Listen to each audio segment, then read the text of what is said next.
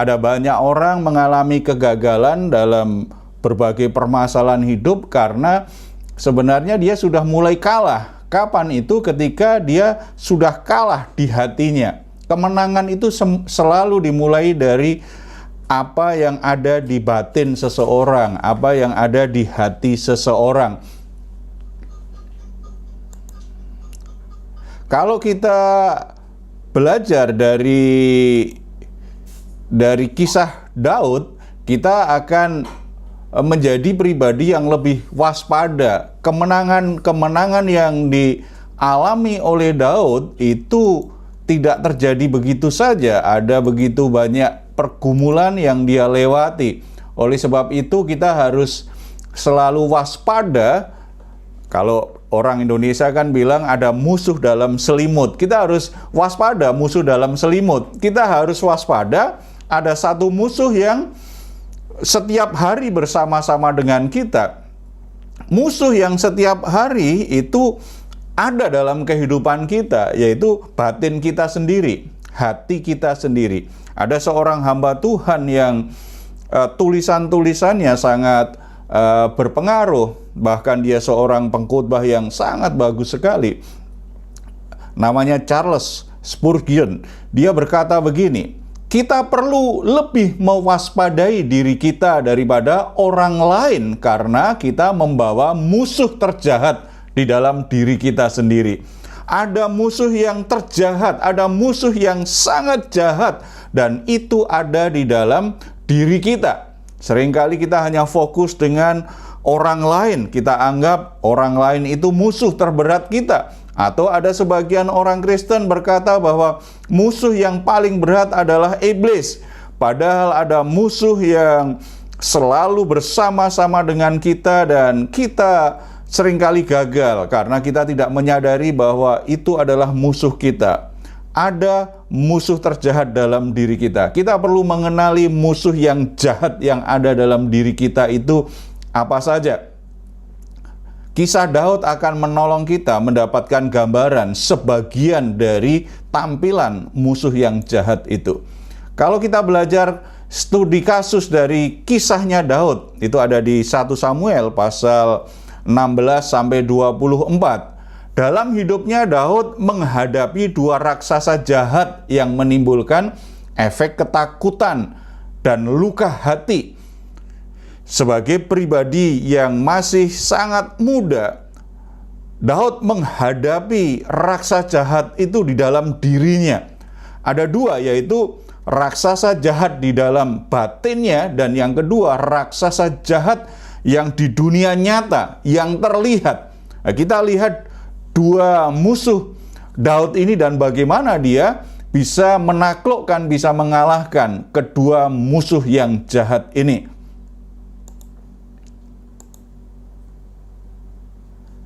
Yang pertama, musuh jahat yang ada di dalam batinnya Daud itu apa yang disebut dengan sindrom anak bungsu. Kita tahu kalau anak bungsu itu biasanya manja karena orang tuanya, kakak-kakaknya, saudara-saudaranya ini sangat melindungi. Akibatnya anak bungsu ini menjadi orang yang cenderung gegabah. Dia melakukan banyak hal tanpa menimbang-nimbang, tidak peduli, tidak memikirkan resikonya seperti apa. Karena ketika toh dia nanti buat kesalahan, karena dia anak yang sangat dilindungi, maka dia jadi kurang tanggung jawab. Sebab biasanya orang tuanya jadi mengambil alih permasalahan yang diakibatkan dari keputusan yang dia ambil, perbuatan yang dia lakukan. Orang tuanya mengambil alih. Akibatnya anak bungsu ini menjadi pribadi yang tidak terbiasa mengambil tanggung jawabnya. Pribadi yang manja, yang secara jiwani menjadi sangat rapuh, sangat lemah. Karena dia tidak terbiasa untuk berjuang, tidak terbiasa untuk menyelesaikan masalahnya, tidak terbiasa untuk bertanggung jawab dengan perbuatannya. Orang yang seperti ini tentu saja dia akan menjadi pribadi yang karakternya lemah, yang sikap hidupnya jadi tidak tanggung jawab, dan itu menjadi beban bagi banyak orang. Menjadi beban bagi banyak orang yang ada di sekitarnya. Musuh yang jahat. Ini kekuatan yang besar. Tidak hanya anak-anak bungsu. Kita ketemu banyak orang dewasa di pelayanan pemulihan, ketemu orang dewasa. Kenapa rumah tangganya berantakan? Kenapa pekerjaannya tidak mengalami kemajuan? Karena dia tipe orang yang walaupun dia bukan anak bungsu, tetapi ternyata mengalami keadaan seperti anak bungsu, mengalami sindrom anak bungsu. Gegabah dalam bertindak, membuat keputusan tanpa berpikir resikonya apa. Dan kalau ternyata gagal, ternyata ada kesalahan, dia tidak mau bertanggung jawab. Dia hanya menyerahkan masalahnya kepada orang lain.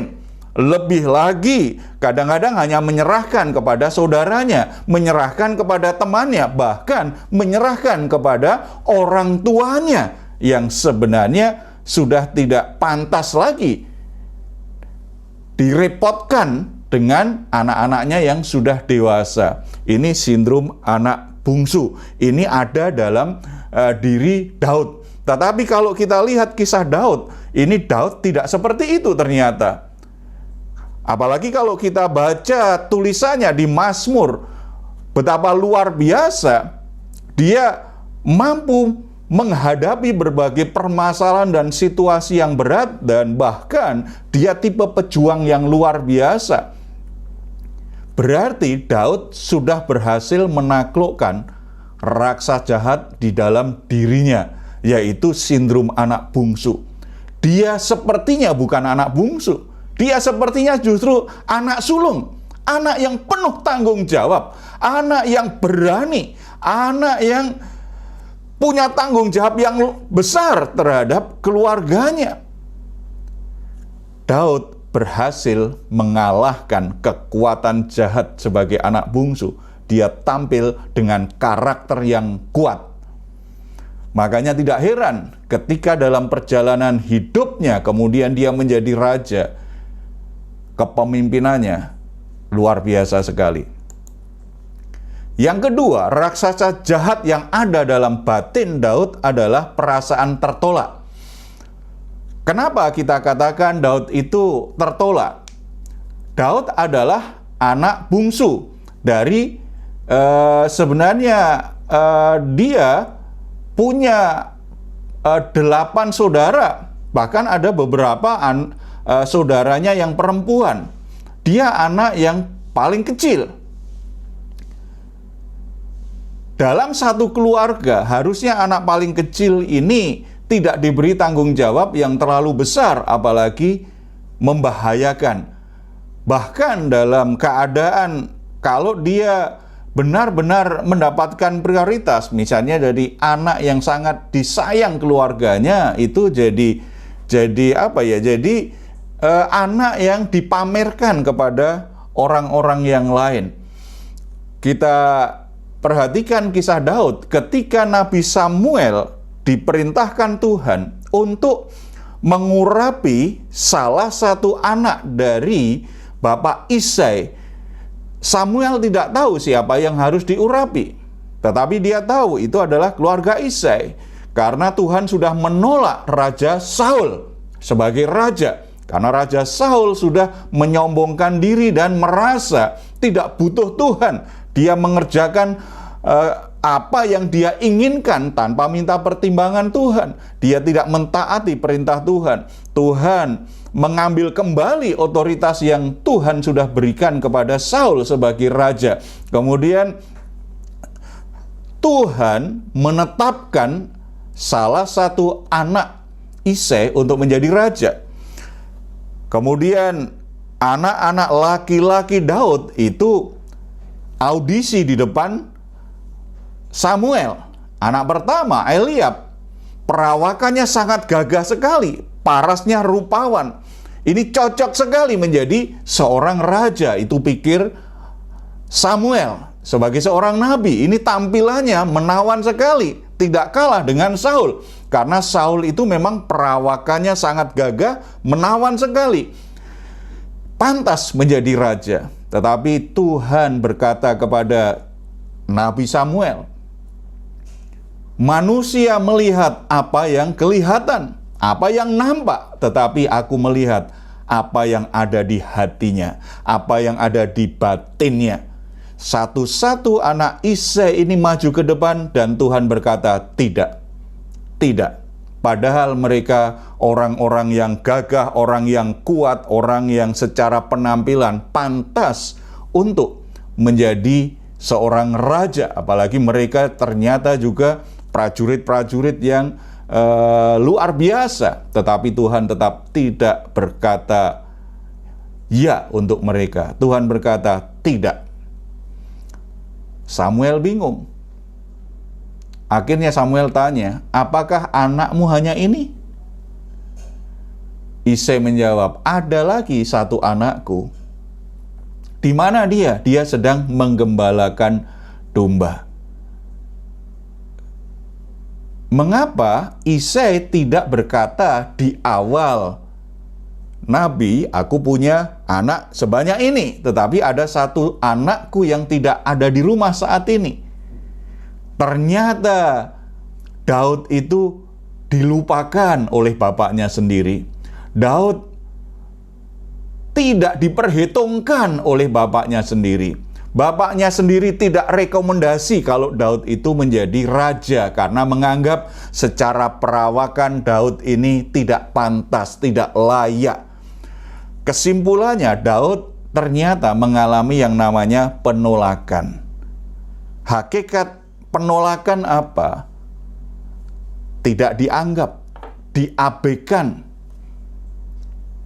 diperlakukan berbeda dari yang lain. Tidak hanya bicara ketika orang diperlakukan kasar atau dibuang, tidak. Dalam satu keluarga, ketika ada satu anak yang dianggap tidak sebaik anak yang lain, dibanding-bandingkan dan selalu ujungnya adalah dikritik. Kok tidak seperti saudaramu? Kok tidak seperti saudaramu? Kamu harus seperti saudaramu yang lain. Maka ada perasaan tertolak. Perasaan tertolak itu sebuah raksasa yang jahat, yang membuat seseorang tidak bisa bertumbuh dengan baik, membuat seseorang menjadi rendah diri, karena akhirnya dia menilai dirinya sendiri dengan rendah. Dia tidak ada perasaan bangga dengan dirinya. Dia selalu melihat orang lain lebih baik dari dia. Akibat perasaan tertolak. Bahkan ada beberapa orang yang mengalami perasaan tertolak ini. Benar-benar kekuatan yang jahat membuat orang menjadi benci terhadap dirinya sendiri. Sulit untuk menyayangi dirinya sendiri. Nah, kalau orang benci terhadap diri sendiri, maka dia akan melakukan banyak hal untuk menyakiti diri sendiri, bahkan sampai bunuh diri. Saya ketemu seorang anak remaja karena dia merasa tertolak. Dia merasa bahwa dia tidak disayangi seperti saudaranya. Bagi dia, saudaranya itulah yang disayangi oleh orang tuanya. Akibatnya dia membenci dirinya. Kalau aku ada di keluarga ini, kalau aku dilahirkan oleh Tuhan, mengapa keluargaku sendiri tidak bisa menerima aku? Apa maksud Tuhan? Apa maksud Tuhan kalau aku memang tidak diterima oleh keluargaku sendiri? Dalam kemarahannya, anak remaja ini kadang-kadang menoreh-norehkan pisau di tangannya sendiri. Dia menyakiti dirinya sendiri karena kebencian terhadap dirinya. Jadi saudara-saudara, itu yang saya katakan ini raksasa jahat. Perasaan tertolak yang tidak dipulihkan membuat orang itu jadi senang menyakiti diri sendiri. Tidak hanya dia menjadi rendah diri, tetapi dia sendiri juga membenci dirinya sendiri. Lalu dia menjadi orang yang menutup diri terhadap orang lain karena dia takut dalam sebuah relasi. Ketika dia membuka sebuah relasi dengan orang lain, ada orang-orang yang akan menyakiti dia. Jadi kalau kita ketemu orang-orang yang cenderung menutup diri dalam sebuah relasi, ada kemungkinan dia punya pengalaman tertolak. Pernah ada satu masa dia mengalami penolakan terhadap hidupnya yang begitu bagi dia mungkin dia sangat mencintai orang itu, menghormati, dan ternyata mencampakkan dia sedemikian rupa. Saya ketemu seorang anak gadis yang memutuskan tidak menikah, dan dia cenderung sangat agresif kalau dengan laki-laki. Pindah-pindah tempat kerja, karena kalau pemimpinnya adalah seorang laki-laki, dia pasti akan lawan. Dia tipe orang yang suka melawan pemimpinnya yang laki-laki. Akibatnya selalu ada masalah dan dia keluar pindah pekerjaan. Tidak bisa hangat, tidak bisa dekat dengan laki-laki. Ternyata dia punya pengalaman. Ada dua yang dia alami. Yang pertama, ayahnya sangat kasar sejak dia kecil. Ayahnya suka melakukan tindak kekerasan kepadanya. Kemudian tidak hanya terhadap dia sebagai anak, suatu saat dia lihat ibunya juga dihajar, dianiaya sampai masuk rumah sakit. Ayahnya melakukan itu seperti orang yang tidak punya perasaan kasihan terhadap istri maupun anaknya. Sepertinya ada sebuah kebanggaan. Dalam perjalanan setelah dia menjadi pemudi, dia kenal seorang laki-laki yang dia anggap mungkin bisa membuat dia menjadi lebih aman dan nyaman menjalani hidupnya. Tapi ternyata laki-laki ini juga mengkhianati dia dan bertindak sungguh-sungguh membuat hatinya sangat terluka. Mulai saat itu dia menutup diri terhadap hubungan apapun dengan laki-laki.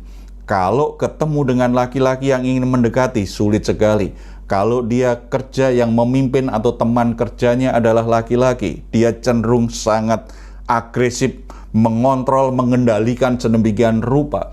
Sepertinya dia sedang menjaga dirinya, jangan sampai ada laki-laki masuk dalam hidupku. Sebelum masuk dalam hidupku, aku harus melawannya, aku harus menyingkirkannya. Itu sebuah pertempuran yang melelahkan karena mau berapa banyak laki-laki yang harus dia kalahkan. Dia menjadi kelelahan, dia menjadi frustasi, menutup diri. Nanti kita akan lihat berikutnya, akibatnya dia menjadi kesepian. Perasaan tertolak itu juga mengakibatkan seseorang menjadi sulit untuk mengelola emosi negatifnya. Kalau raksasa jahat dalam batin itu tidak dikalahkan, tidak ditaklukkan, maka sulit sekali orang untuk mengelola emosi negatifnya.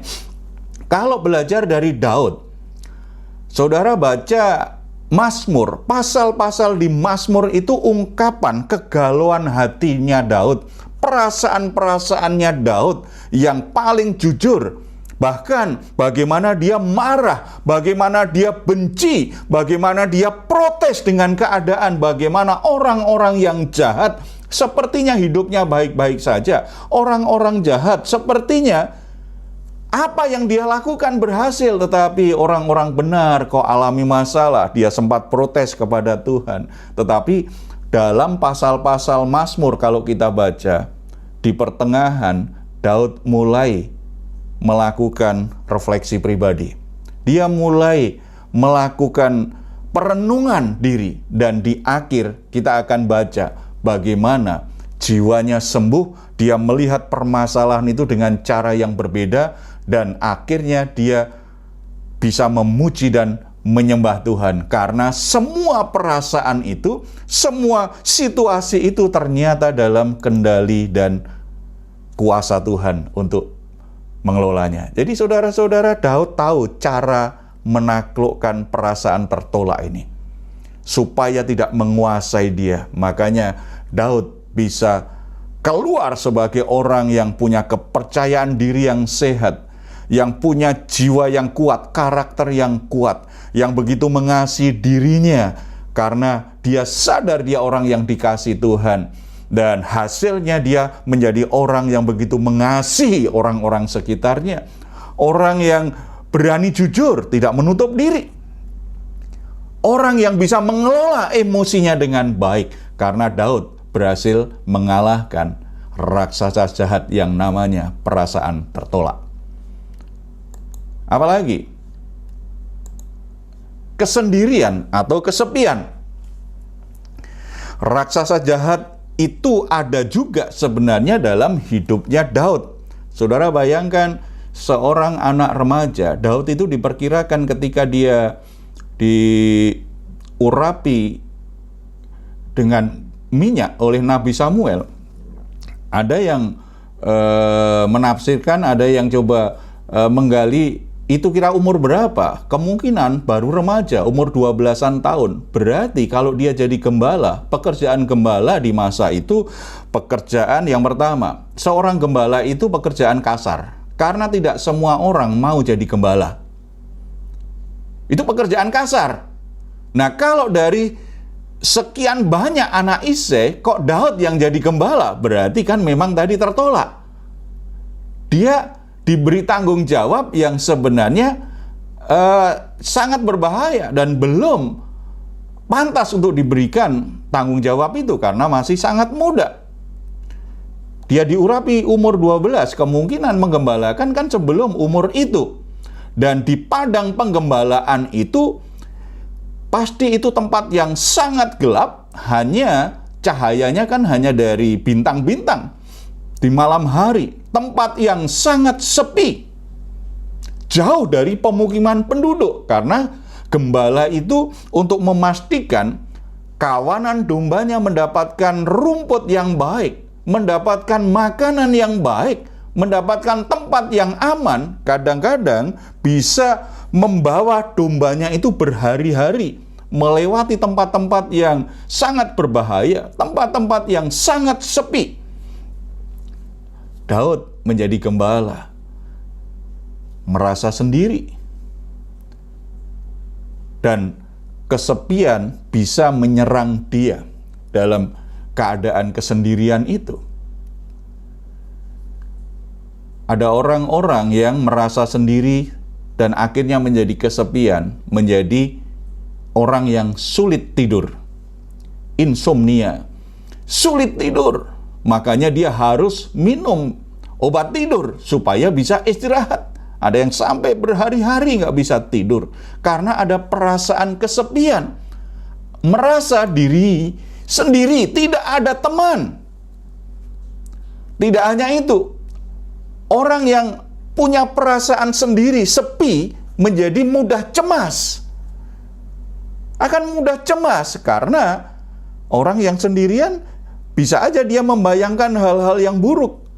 Apalagi kalau pernah terjadi situasi yang buruk, dia benar-benar akan mudah cemas. Ada salah satu alumni sekolah pemulihan. Dia seorang pendeta.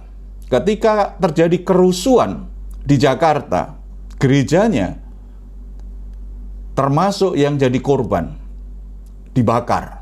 Walaupun nggak habis. Dia sembunyi di gudang bersama anaknya untuk menyelamatkan diri. Puji Tuhan, karena ternyata tidak ditemukan oleh perusuh. Tetapi dia mengintip semuanya hancur, dan dia mengintip dari lubang kunci itu, ternyata orang-orang yang masuk itu adalah orang-orang yang badannya kekar, yang kulitnya gelap, ya. Ini cerita dia ya. Maaf kalau Bapak Ibu ada yang ikut begitu, kondisinya mirip ya. Ini yang dia rasakan. Dan dia berkata, mereka dari Indonesia Timur, Pak. dia selamat. Dia dan anaknya selamat. Sepertinya kan masalahnya selesai. Ternyata sejak saat itu dia masih dibayang-bayangi kecemasan. Kalau dia berpapasan dengan pria berbadan gelap. Dan dia langsung teringat, ini seperti orang-orang perusuh-perusuh yang menyerang gereja dan pastori. Dia langsung cemas luar biasa. Dia mengalami kecemasan luar biasa. Bahkan kadang-kadang kecemasan yang tidak masuk akal. Apalagi ketika dia berjalan sendirian. Bahkan dia cerita ketika ada di rumah pendeta, dia lagi sendirian. Teringat itu menjadi cemas luar biasa, sepertinya dia sesak napas. Sendirian, dia telepon suaminya segera pulang, padahal suaminya sedang dalam perjalanan menuju kantor, belum sampai kantor. Akhirnya dia terpaksa kembali karena istrinya cerita bahwa aku sesak nafas, aku nggak bisa nafas. Kamu harus pulang, kalau enggak aku bisa pingsan, bisa mati. Jadi cerita-cerita yang ngeri-ngeri. Begitu suaminya datang, dia langsung sembuh. Bisa bernafas normal. Ada serangan kepanikan yang sering terjadi. Karena apa? Ketika dia merasa sendiri, ada bahaya datang. Seperti nggak ada teman. Kecemasan banyak terjadi ketika orang menjadi kesendirian, apalagi kemudian menjadi kesepian.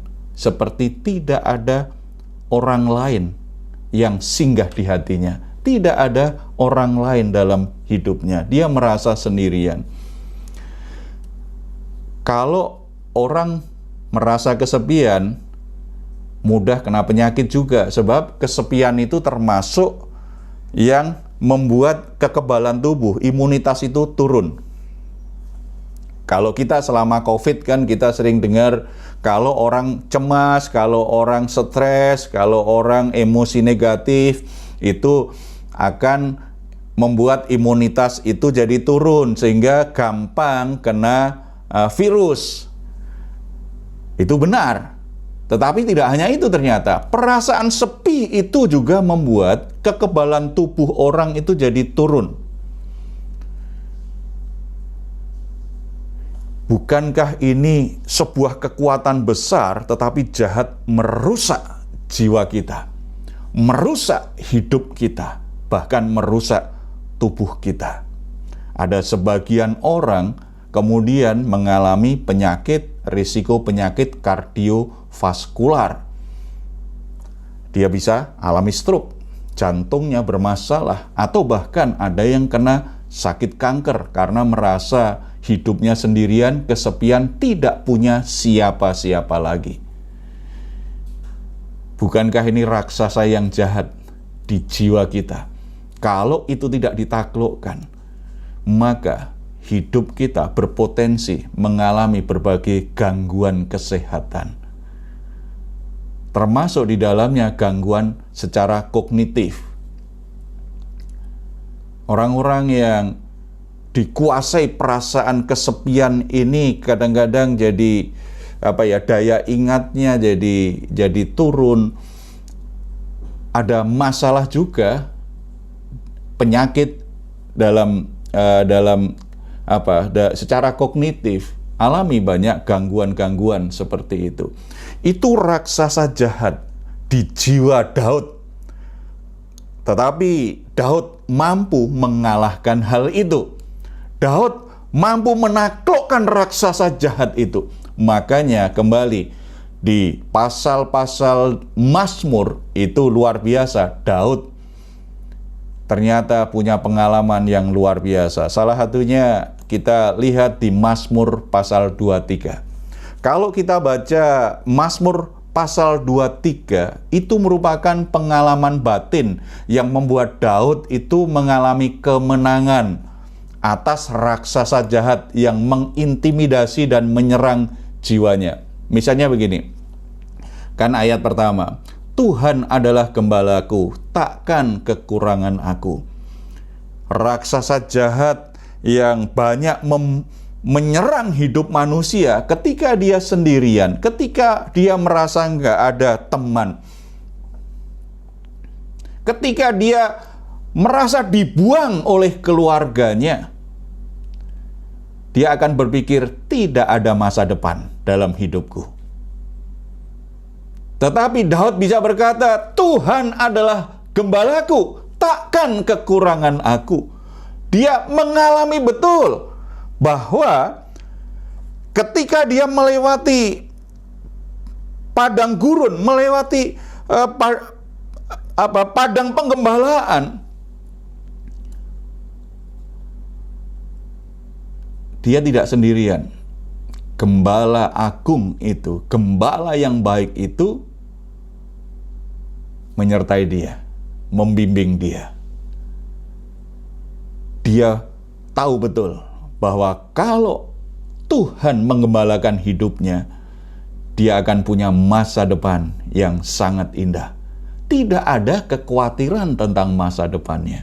Tidak ada kekhawatiran tentang apa yang dia makan, dia minum. Ada sebuah kepastian menjalani hidup.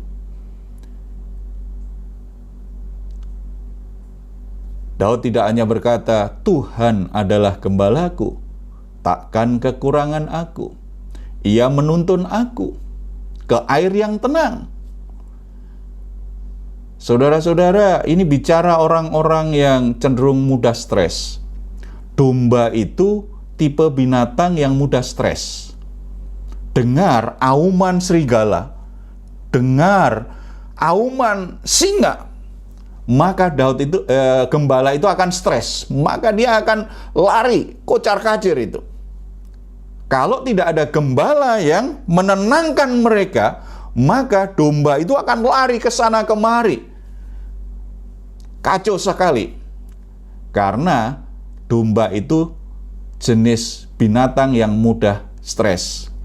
Kalau saudara-saudara tinggal di desa tahu ada binatang yang mudah stres, itu salah satunya bebek. Bebek itu kalau stres, dia nggak bisa bertelur. Dia nggak bisa bertelur tuh. Makanya kalau orang gembala bebek tuh, dia bawa bebeknya ke tempat mana, dia pasti ada keranjang yang tertutup. Tidak boleh bebeknya itu stres. Kalau dia stres, maka dia nggak bertelur. Kalau nggak bertelur, maka yang beternaknya jadi rugi. Gitu. Saya orang desa, jadi tahu itu. Ya. Domba itu juga begitu. Bahkan domba itu melihat air yang mengalir, apalagi alirannya deras, maka domba itu juga stres. Ia membawa aku ke air yang tenang. Artinya apa?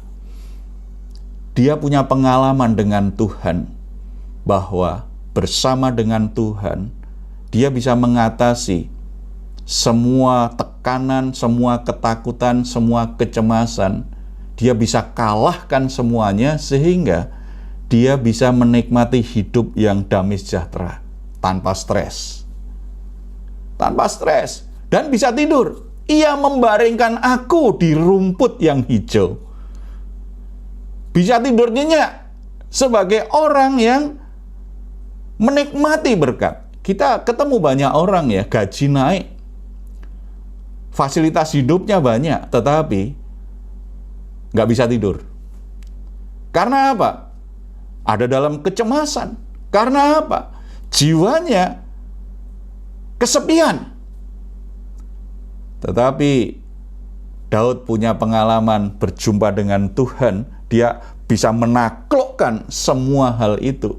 Bisa tidur nyenyak. Ia membaringkan aku di padang yang berumput hijau. Luar biasa. Tuhan itu sangat ingin memberkati kita, tetapi juga sangat ingin kita itu akhirnya semakin diberkati, semakin damai hidupnya, bukan semakin diberkati, semakin kacau jiwanya. Semakin duitnya banyak, semakin kacau karena hanya berpikir bagaimana menghabiskan duitnya. Jadi sibuk terus dengan semua acara, jadi kelelahan, jadi banyak masalah. Atau kalau tidak, saking banyaknya duit, tidak bisa tidur, takut. Takut dicolong oleh maling. Jadi khawatir, serba cemas. Tetapi orang yang berhasil menaklukkan raksasa jahat dalam jiwanya, dia bisa alami damai. Semakin diberkati Tuhan, hatinya semakin damai. Karena dia tahu bagaimana menikmati berkat, bagaimana mengelola berkat, bagaimana berkat itu bisa membuat dia semakin memuliakan Tuhan. Ada banyak, tapi saya nggak jelaskan semuanya Mazmur 23 ini ya. Satu lagi saja. Ia menuntun, meskipun ketika melewati lembah bayang-bayang kekelaman, aku tidak takut bahaya, sebab gadamu dan tongkatmu menyertai aku. Gembala itu kadang-kadang harus membawa domba-dombanya melewati satu tempat yang kelam. Itu seperti lembah kekelaman. Daud menggambarkan di Mazmur 23 itu seperti lembah kekelaman. Itu menakutkan sekali. Biasanya yang disebut lembah kekelaman itu ada satu bukit dengan bukit. Sehingga ini agak nempel, kemudian di bawahnya itu jadi lorong.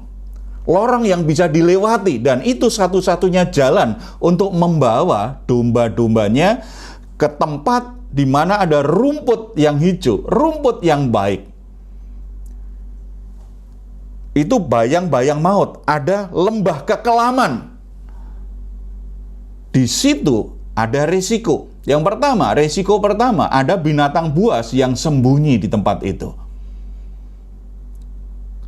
Ketika dia bawa kawanan dombanya, bisa saja ada binatang buas menerkam dombanya atau menerkam dia sebagai gembala. Ada ketakutan.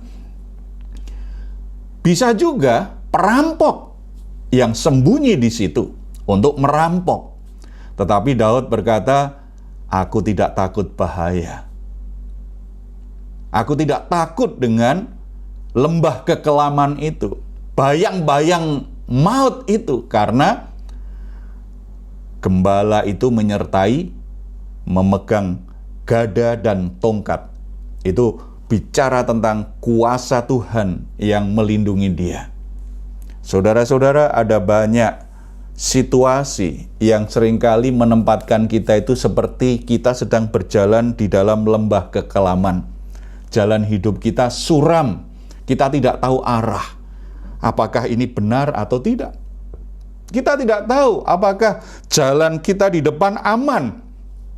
Kita tidak bisa prediksi apakah kita bisa sampai tujuan tempat yang lebih baik. Ada kegamangan, ada kecemasan, ada ketakutan. Karena sepertinya resikonya begitu membahayakan. Membuat kita jadi tertekan. Ketakutan itu begitu berat, menekan jiwa kita. Itu musuh, itu raksasa jahat. Ada banyak orang karena jiwanya dikuasai dengan perasaan takut, perasaan cemas yang besar ketika dia menghadapi situasi sulit dalam hidupnya. Banyak orang akhirnya menyerah dan mengakhiri hidupnya dengan bunuh diri. Atau kalau tidak, untuk menghibur diri, melupakannya dengan mabuk-mabukan atau dengan pakai narkoba, untuk melupakan betapa tertekannya dia, betapa kesepiannya dia, betapa cemasnya dia. Dia lakukan banyak hal yang akhirnya justru semakin merusak hidupnya sendiri. Raksasa jahat di jiwa kita itu harus kita kalahkan. Kalau tidak, kita tidak akan bisa menjalani hidup ini dalam damai, dalam sukacita, dalam ketenangan. Akibatnya, semua potensi baik yang Tuhan sudah berikan kepada kita itu tidak bisa bertumbuh, tidak bisa berkembang dengan baik. Hidup kita menjadi pribadi yang hanya muter-muter saja, tidak pernah mengalami kemajuan. Selalu gelisah, selalu galau, selalu ketakutan, selalu cemas, selalu pesimis. Orang-orang seperti itu adalah orang-orang yang menderita di hatinya. Orang-orang yang kalah secara batin. Akibatnya dia juga jadi kalah dalam pertandingan hidup ini. Raksasa jahat di dunia nyatanya Daud itu tidak hanya Goliat sebenarnya, tetapi ada namanya Raja Saul. Kalau Goliat jelas itu musuh jagoan Filistin yang sangat diandalkan, yang mencaci maki, yang bertindak arogan, berkata-kata yang arogan, yang mengintimidasi. Kata-katanya itu membuat Raja Saul dan prajurit menjadi gemetar. Mereka tidak ada yang berani melawan. Padahal Goliat menawarkan sebuah tantangan untuk duel 1 lawan 1. Kalau ada yang bisa mengalahkan aku, kami menyerah. Tetapi kalau ternyata jagoanmu kalah, kalian harus menyerah. Jadi tidak perlu perang. Tetapi tidak ada satupun yang berani, termasuk Raja Saul yang sebenarnya juga jago perang. Perawakannya juga tinggi. Ada yang meneliti, Goliat itu tingginya sekitar 3 meter. Raja Saul sebenarnya juga tinggi, 2 meteran. Nah, kalau Daud itu mungil sekali. Mungkin nggak sampai 150-an. Apalagi ketika dia mengalahkan Goliat, umurnya diperkirakan baru 13 atau 14 tahun. Masih sangat kecil. Badannya kecil. Perawakannya tidak gagah. Ada masalah, ada banyak tantangan dalam hidup kita yang untuk mengatakannya aja kita nggak berani, karena kita tahu itu masalahnya begitu berat. Masalahnya begitu menakutkan. Masalahnya begitu mengerikan. Sehingga untuk membayangkannya aja kita nggak berani. Ada banyak orang harus menghadapi Goliat dalam hidupnya.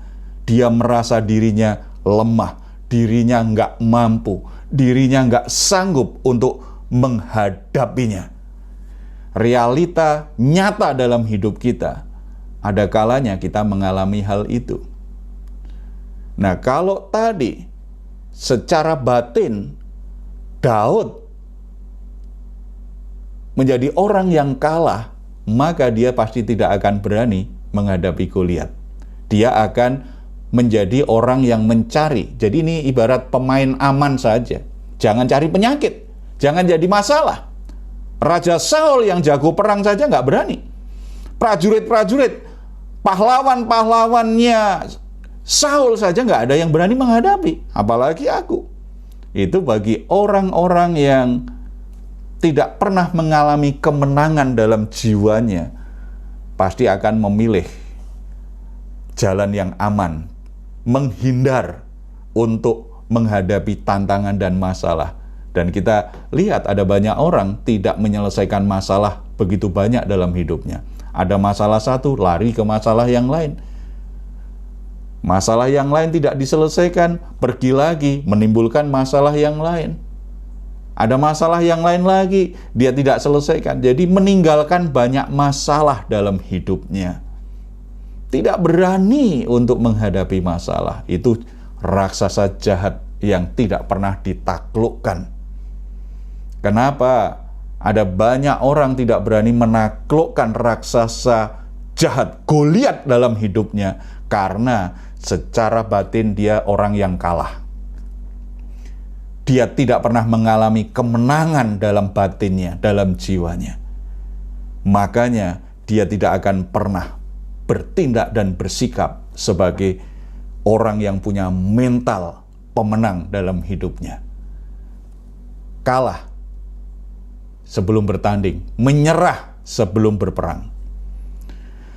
Saul bisa juga menjadi raksasa jahat dalam hidup Daud. Kita tahu Saul itu seorang raja. Raja itu punya otoritas. Raja itu punya kekuasaan.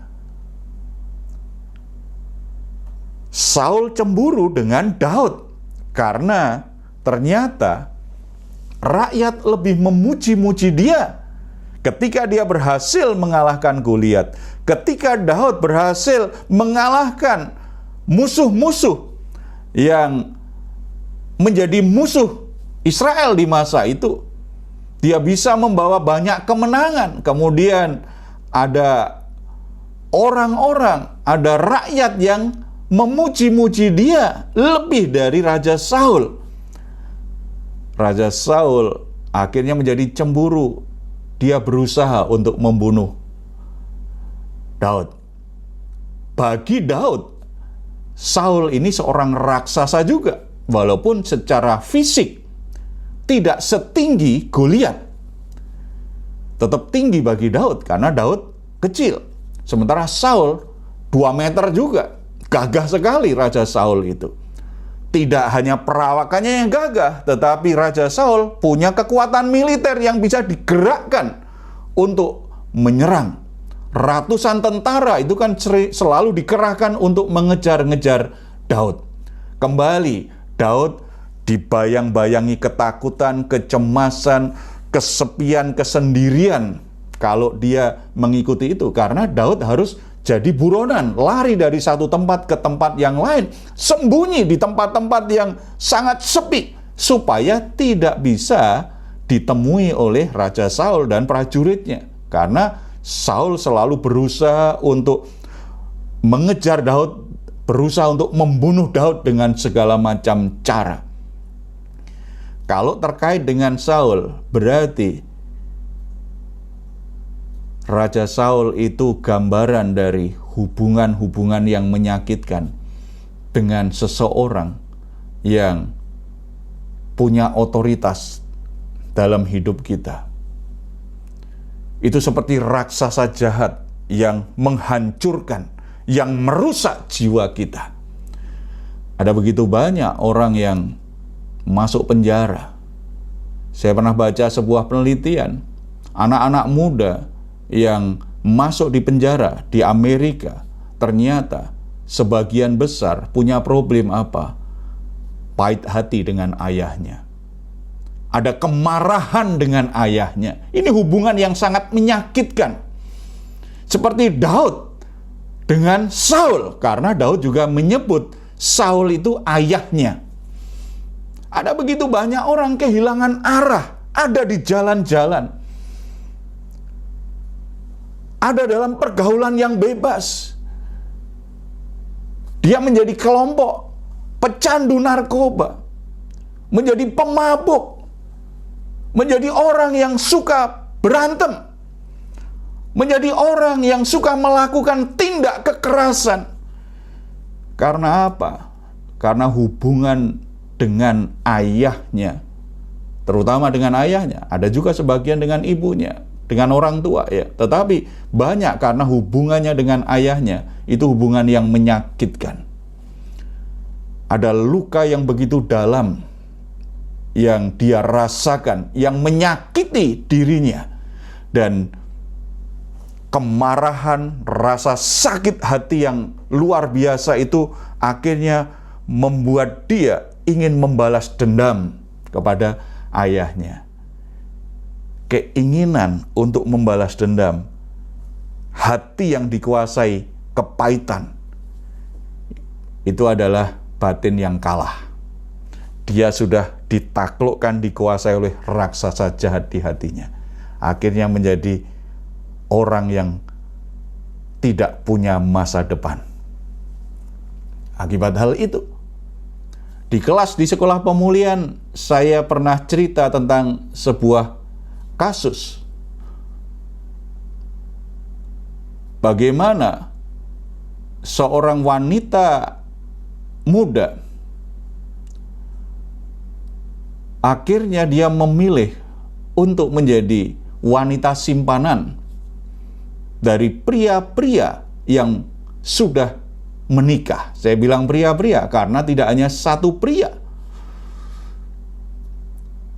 Masalahnya apa? Ternyata apa yang dia lakukan itu hanya ingin menyakiti hati ayahnya.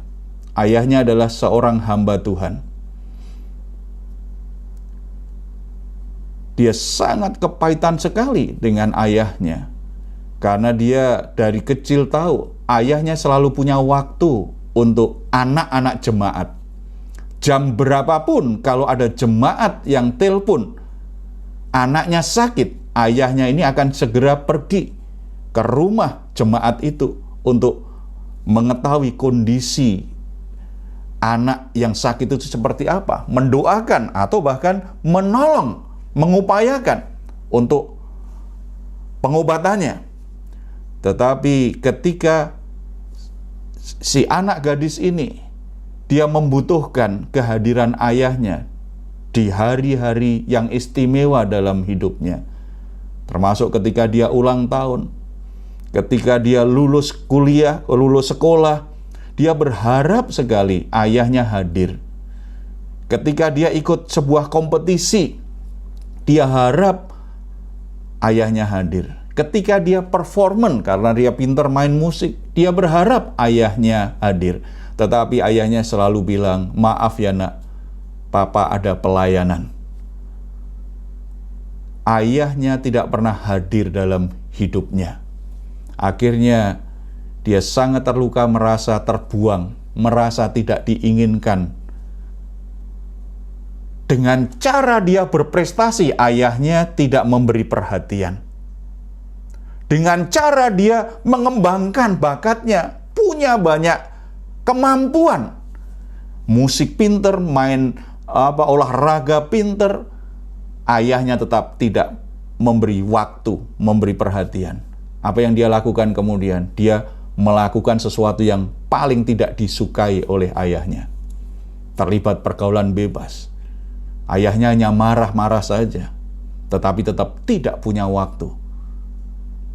Berikutnya dia lakukan itu tadi, menjadi wanita simpanan, supaya ayahnya malu secara sosial. Itu cara dia membalas rasa sakit karena hubungan yang menyakitkan dengan ayahnya.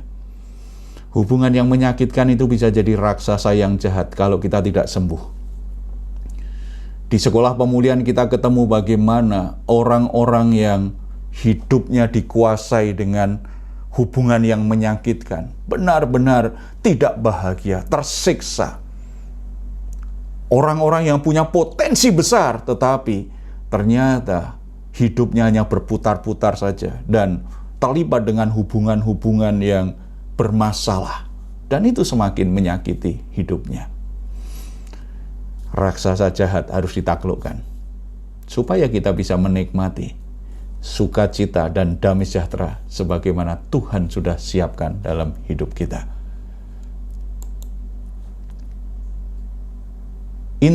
Intimidasi Goliat dan Saul tidak membuat Daud kena mental. Ini istilah anak sekarang kan. Kalau orang sudah kena mental, dia kan butuh healing. Ya, istilah healing ini sekarang kan sangat sangat sering kita dengar. Ini istilah yang jadi tren. Karena pernah di sebuah medsos ada anak kuliah yang menulis, "Aku lagi kena mental ini di tempat kuliah. Aku perlu healing.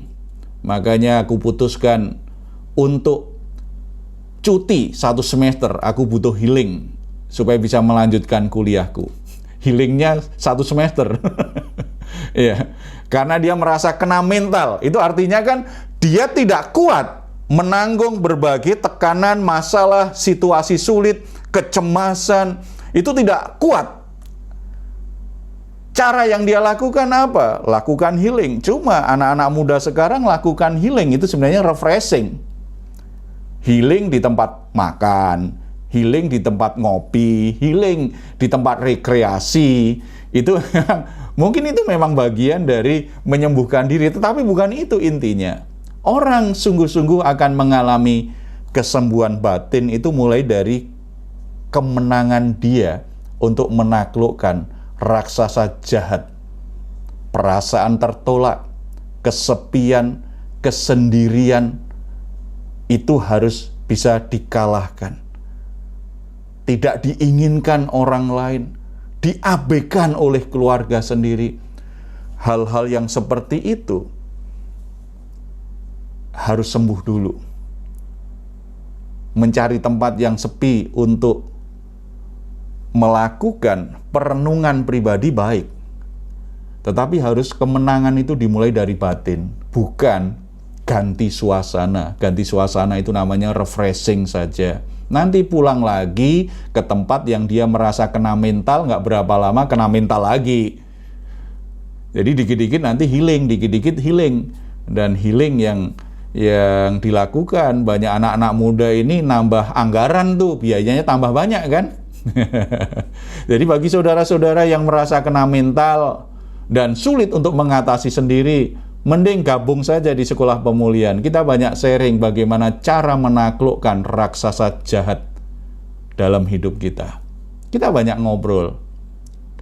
Tidak hanya belajar untuk memahami diri sendiri, tetapi kita punya tempat untuk saling cerita karena ada healing group.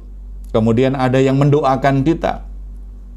Jadi ada kuasa roh Allah yang bekerja, tetapi juga ada dukungan komunitas yang akan memberi kita semangat satu sama lain. Ada tempat untuk curhat dengan rasa aman, tanpa takut dihakimi. Bagaimana cara menaklukkan raksasa? Ada beberapa kalimat Daud itu menarik. Yang pertama, bagaimana kita menaklukkan raksasa jahat di hati kita nih?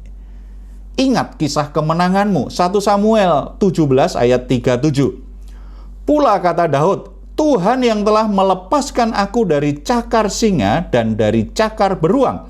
Dia juga akan melepaskan aku dari tangan orang Filistin itu. Kata Saul kepada Daud, pergilah, Tuhan menyertai engkau. Tuhan yang telah melepaskan aku dari cakar singa, cakar beruang, Dia juga akan melepaskan aku. Ada banyak orang menjadi galau, menjadi cemas karena hanya fokus dengan peristiwa yang terjadi saat ini. Situasi yang terjadi saat ini. Lalu kemudian marah dan protes dengan Tuhan. Di mana Tuhan? Kenapa aku sedang ada masalah? Sepertinya Tuhan nggak ada. Tuhan tidak hadir. Tuhan tidak menolongku.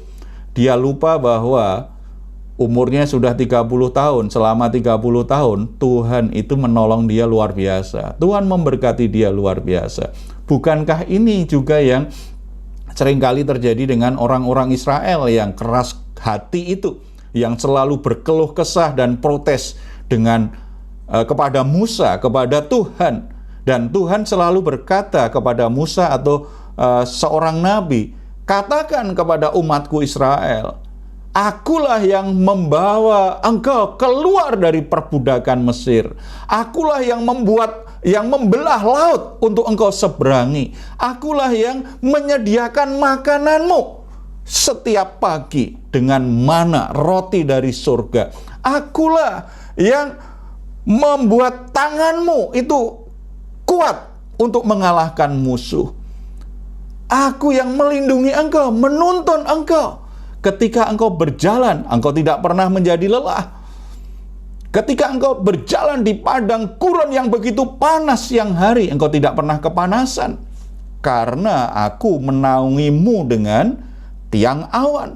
Ketika malam hari, padang gurun yang begitu dingin, engkau tidak pernah kedinginan, engkau selalu hangat. Karena apa? Ada tiang api yang menghangatkan tubuhmu. Tuhan selalu mengingatkan kisah-kisah kemenangan untuk menaklukkan raksasa-raksasa jahat di jiwa yang sudah dia alami sebelumnya. Saudara-saudara, kalau kita ingin mengalahkan berbagai tekanan, berbagai situasi yang membuat jiwa kita nggak bahagia, membuat jiwa kita stres, membuat jiwa kita galau luar biasa, penuh kecemasan, penuh dengan kepanikan, penuh dengan ketakutan, selalu ingat kisah-kisah kemenangan yang pernah dibuat Tuhan dalam hidupmu. Jangan pernah lupakan, seburuk-buruknya hidupmu saat ini, ada masa di mana Tuhan melimpahi engkau dengan segala kemudahan. Semiskin-miskinkan engkau saat ini, ada waktu di mana Tuhan menyediakan apa yang kau butuhkan, bahkan berkelimpahan. Seburuk-buruknya hidupmu saat ini, ada masa di mana Tuhan pernah memberi hal-hal yang indah dalam hidupmu. Jangan pernah lupa dengan kisah-kisah kemenangan yang pernah Tuhan berikan dalam hidupmu.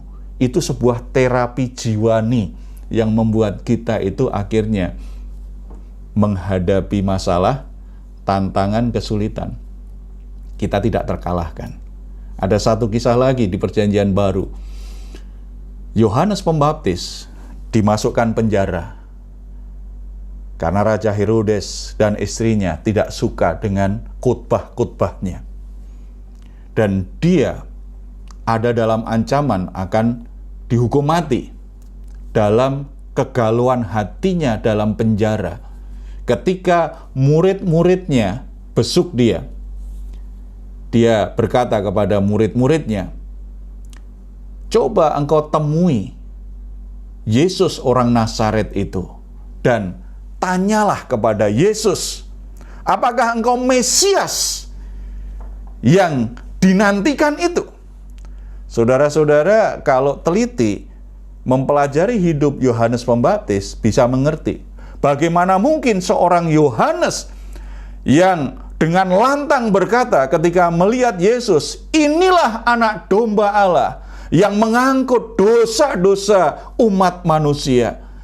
Bagaimana mungkin Yohanes Pembaptis yang membaptis Yesus, yang mendeklarasikan bahwa Yesus adalah Mesias yang dijanjikan itu sudah datang, tetapi kemudian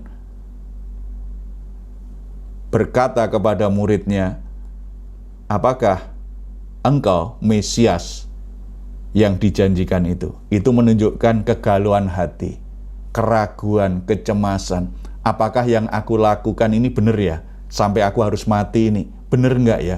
Ada kecemasan, ada ketakutan. Mulai menghantui, mulai merasuk jiwanya. Raksasa jahat itu mulai merasuk jiwanya. Dia mulai gamang menjalani hidupnya. Padahal Yohanes Pembaptis itu pengkhotbah yang sangat berani, yang berani berkata kepada tokoh-tokoh agama saat itu, "Hei engkau ular beludak, engkau harus bertobat." Bagaimana mungkin sosok yang begitu pemberani setelah itu mulai ragu dengan imannya, mulai mempertanyakan apa yang sudah dia lakukan? Jawabannya, dia ada dalam kecemasan. Raksasa jahat mulai merasuk jiwanya, cemas, takut. Ketika murid-murid datang kepada Yesus dan bertanya seperti yang diminta Yohanes, jawaban Yesus menarik. Yesus hanya berkata begini. Yesus tidak berkata, "Oh ya benar, aku itu Mesias."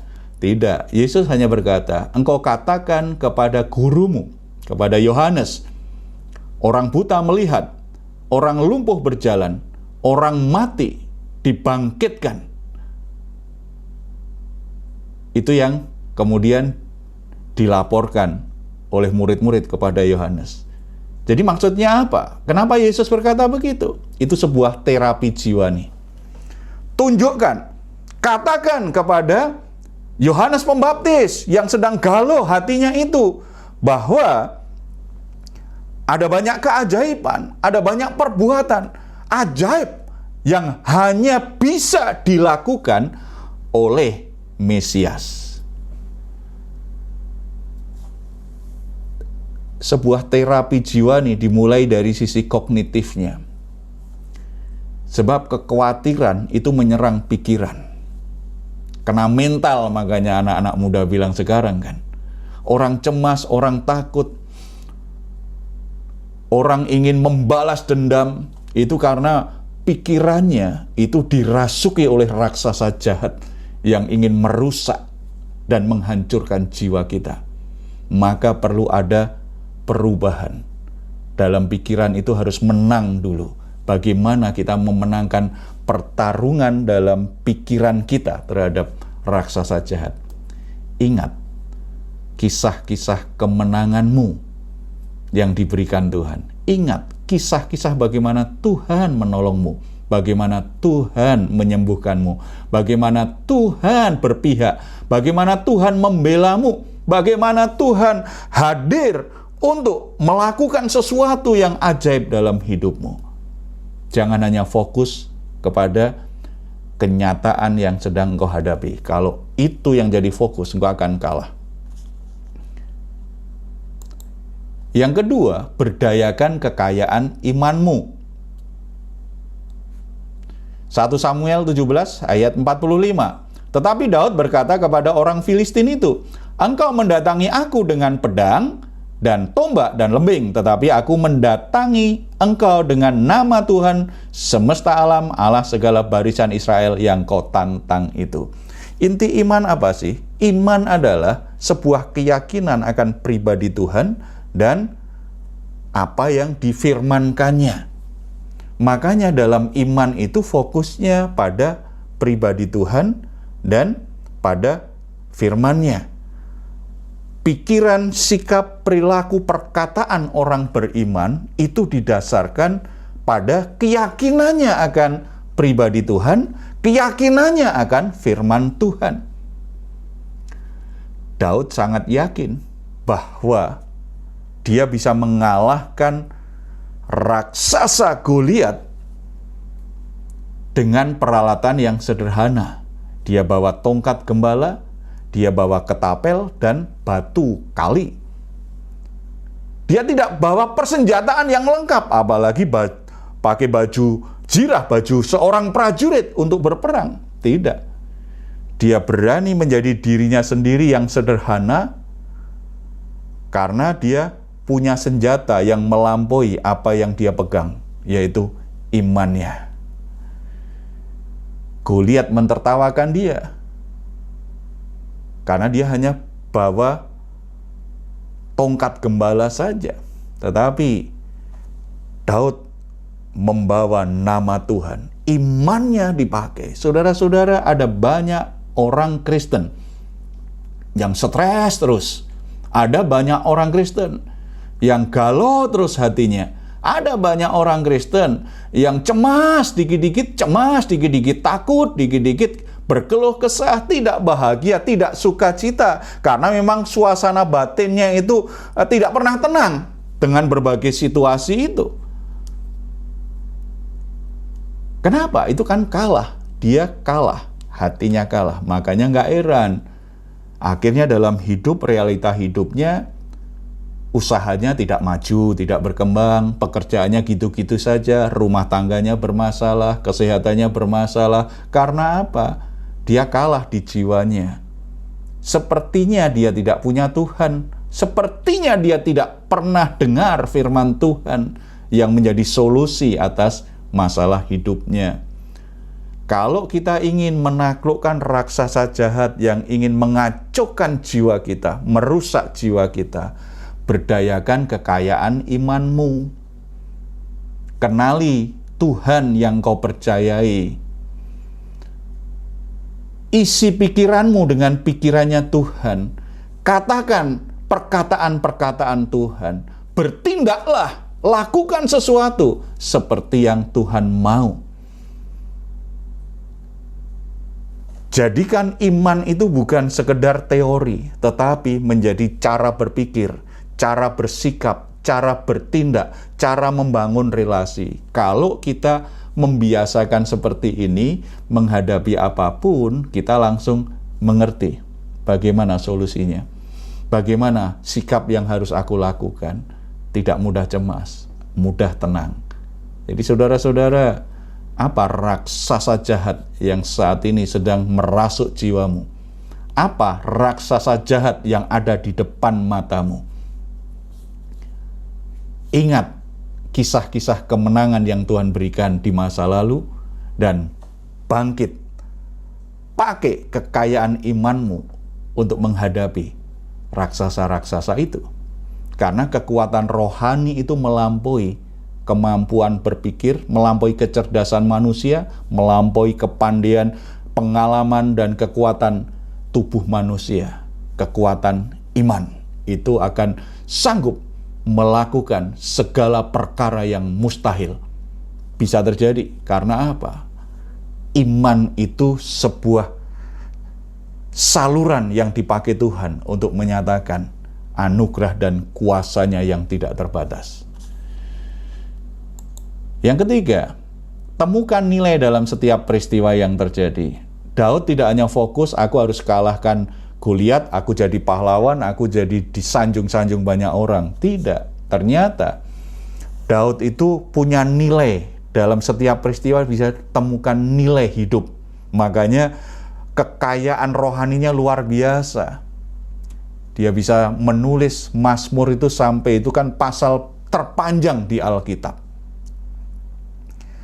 Dan supaya segenap jemaah ini tahu bahwa Tuhan menyelamatkan bukan dengan pedang dan bukan pula dengan lembing.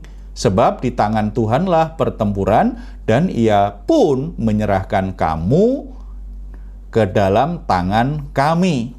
Ya, perhatikan, supaya segenap jemaah ini tahu Tuhanlah yang menyelamatkan. Tuhan menyelamatkan tidak butuh senjata. Tuhanlah yang berperang bagi umatnya.